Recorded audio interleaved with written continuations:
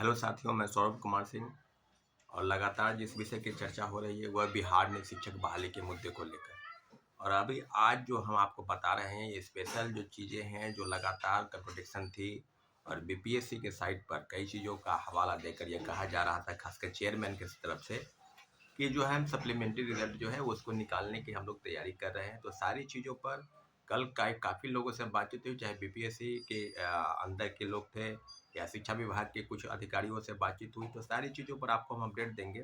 इतना ज़रूर है कि बीपीएससी के चेयरमैन जब से चेयरमैन बने हैं तो खासकर ये शिक्षक बहाली के मुद्दे पर, जैसा कि बीपीएससी का इतिहास रहा है कुछ दिन पहले तक गया 66वीं 67वीं जब पेपर लीक हुआ, तो सारी चीज़ों पर बीपीएससी में पेपर लीक होना, क्वेश्चन बुकलेट का आंसर कॉपी बांटना, ओएमआर शीट में गड़बड़ी होना, आंसर की में गड़बड़ी होना, फाइनल आंसर की में गड़बड़ी होना, कई मामलों को लेकर तो जो अफवाह थी या सेटिंग के तहत लोगों को नौकरी मिलती है, बीपीएससी के सदस्य के साथ जो बातचीत हुई, उन सारे मामलों को लेकर कई तरह की बातें अफवाह के रूप में भी सामने आई। कई बात में सच्चाई भी, जैसे 67 पेपर लीक हुआ तो उसमें जो चेयरमैन के साथ साथ जितने भी लोग थे और उसके बाद जो अधिकारी थे उन्हें जो गिरफ्तारी हुई कुछ लोगों की पेपर लीक के मामले में। तो सारी चीज़ों से ये हो गया कि बीपीएससी का भी इतिहास जो है अब पेपर लीक की तरफ ही बढ़ रहा है और काफ़ी सारी संख्याओं पर ये इस तरह के मामले सामने आए। परंतु अभी जो चीज़ें हैं कि जैसे शिक्षक बहाली हुआ तो बड़े पैमाने पर लगभग 1,20,000 लोगों को नियुक्ति देना था और रिजल्ट निकालना था। सारा जो टफ काम था इसको बाखूबी चेयरमैन सर ने बहुत अच्छे तरीके से निभाया, इस पर नो डाउट।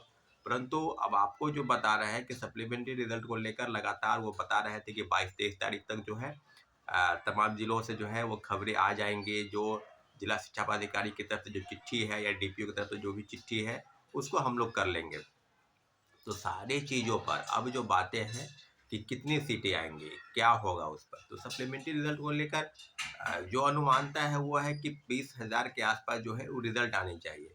कल भी एक सूचना आई थी कि पटना जिला से लगभग 1,000 लोगों ने ज्वाइन नहीं किया, जो भी नियोजित शिक्षक हैं या जो पास कर गए हैं या कोई ऐसे शिक्षक हैं तो जो ज्वाइन नहीं किए।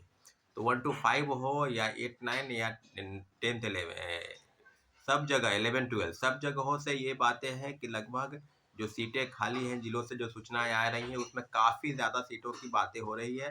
पहले जो खबरें आ रही थी कि 5,000 के आसपास ही सीटें जो है वो खाली होंगे, परंतु अभी जो बात है जिस बात को लेकर इस बात की पुष्टि होनी है कि 30 तारीख तक जो सूची है उसको शिक्षा विभाग और बीपीएससी की तरफ से भेज दी जाएगी। मुझे लगता है कि कल या परसों तक जो है सूचना आ जानी चाहिए। और जो चीज़ें हैं कि 30 तक, क्योंकि 7 सबको पता है कि दूसरे फेज की बहाली की जो परीक्षा है वो 7 दिसंबर से शुरू होगी।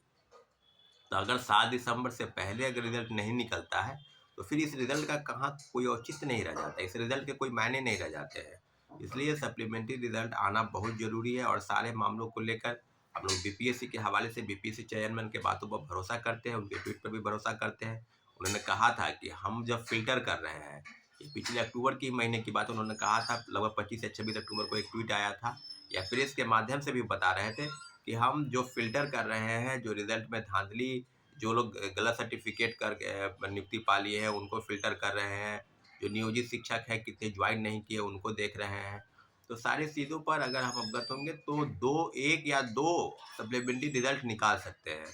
तो हम लोग उन्हीं के बात पर अभी तक भरोसा किए हैं और लगभग इसको लेकर आपको भी पता है लगभग 8-10 दिन तक भी प्रोटेस्ट हुआ। 4 दिन तक गर्दनीबाग के धरना स्थल पर हम लोग बैठे। और निश्चित रूप से जो चीज़ें हैं, जो हमारे साथियों का भरोसा और विश्वास है कि बीपीएससी चेयरमैन सर जो कह रहे हैं, उसको लेकर रिज़ल्ट भी कितनी है। अब कई लोगों का आता है कि मेरा कट ऑफ जो है इतना गया है, हम मिला चुके हैं।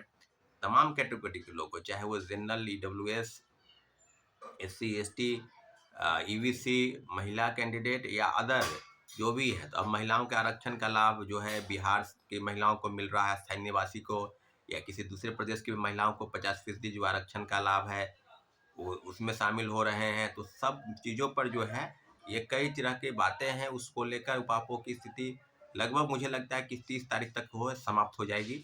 और 2-3 दिन के अंदर जो ओवरऑल जो डाटा है, क्योंकि जो अंतिम तारीख था शिक्षा विभाग की तरफ से कि आप 25 तक जो है ज्वाइन कर लीजिए एनी हाउ, परंतु कई हज़ार लोग ज्वाइन नहीं किए। कई जिलों से, पटना ही से कल 1,000 लोग ज्वाइन नहीं किए। कई जिलों से सूचनाएं आ रही हैं कि लोग ज्वाइन नहीं कर रहे हैं। मुझे लगता है कि नियोजित शिक्षक है वो इस इंतजार में थे कि उनको राज्यकर्मी का दर्जा मिल जाएगा अगर, तो फिर उनको इस परीक्षा के अलावा उनको राज्यकर्मी का दर्जा मिल जाएगा, तो कैबिनेट की मंजूरी का वो इंतजार कर रहे थे। और पिछले जो कैबिनेट की बैठक हुई उसमें नियोजित शिक्षकों के लिए कहीं कोई चर्चाएँ नहीं हुई, पता नहीं उनका फ़ाइल, जबकि पहले से ये खबरें आ रही थी कि नियोजित वाले को राज्यकर्मी के बनाने का दर्जा का जो है इस कैबिनेट से मंजूरी मिल जाएगी। बहरहाल सबको पता है कि नियोजित वाले के लिए एक अलग से बिहार राज्य विशिष्ट सेवा नियमावली बनी है, शिक्षा नियमावली, जिसके तहत उनको डिपार्टमेंटल परीक्षाएं देनी है और 3 बार अगर परीक्षा में पास कर जाते हैं तो उनको राज्यकर्मी का दर्जा मिल जाएगा। अगर वो उस परीक्षा में फेल कर जाते हैं कोई भी शिक्षक, तो जिस सेवा में आप हैं उस सेवा से भी आपको मुक्त किया जाएगा। इस नियमावली के तहत यही नियम है। और दूसरी तरफ वो फॉर्म भी अप्लाई कर दिए हैं, लाखों परीक्षार्थी जो शिक्षक अभ्यर्थी हैं वो फॉर्म भी अप्लाई कर दिए हैं, दूसरे फेज की बहाली में परीक्षा में बैठेंगे क्योंकि उनका राज्यकर्मी का दर्जा चाहिए, तो शिक्षक बहाली में। और आपको बता दें कि पहले फेज की बहाली में लगभग 28,000 जो आंकड़ा है वो सरकारी, हम लोग का मानना है लगभग 40-42,000 नियोजित शिक्षक हैं जो शिक्षक बने। तो सब चीज़ों पर ओवरऑल डाटा है कि सेकेंड जो मेरिट लिस्ट है वो अनुमानतः 30 तक आ जाएगा, 30 या 1, मतलब जो अगर कहा जाए यानी दूसरे फेज की बहाली 7 दिसंबर के पहले आपको सेकेंड मेरिट लिस्ट आ जाएगी। हम लोग का उम्मीद है कि 15,000 से 20,000 अगर जाता है रिजल्ट, तो ओवरऑल जो कैटेगरी के लोग हैं जिनका 1 नंबर या 2 नंबर या विभिन्न कैटेगरी के लोग की संख्या के आधार पर ये देखा जाएगा कि कितने नंबर, तो सब जगहों पर जो चीज़ें हैं उसमें कहीं न कहीं ये बात है कि 1 नंबर या 2 नंबर वाले इंतज़ार करेंगे, निश्चित रूप से उनका रिजल्ट आएगा। और ओवरऑल जो चीज़ उसमें है कि जो चीज़ें सेकंड मेरिट लिस्ट के अलावा भी बहुत सारी चीज़ें हैं, अगर सीट खाली रहती है तो थर्ड मेरिट लिस्ट आएगा। पहले हम लोग